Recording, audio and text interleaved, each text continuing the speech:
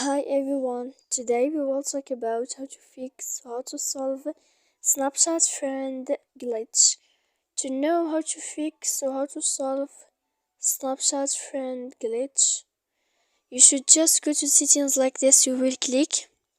After that, in this page, you will go to apps, default apps, app settings.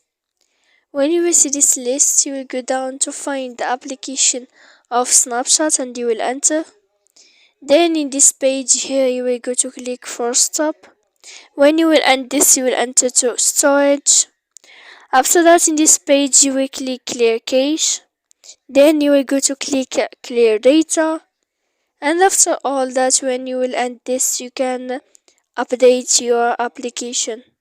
So please don't forget to support us by like and subscribe. See you next time in another video, and thank you for watching.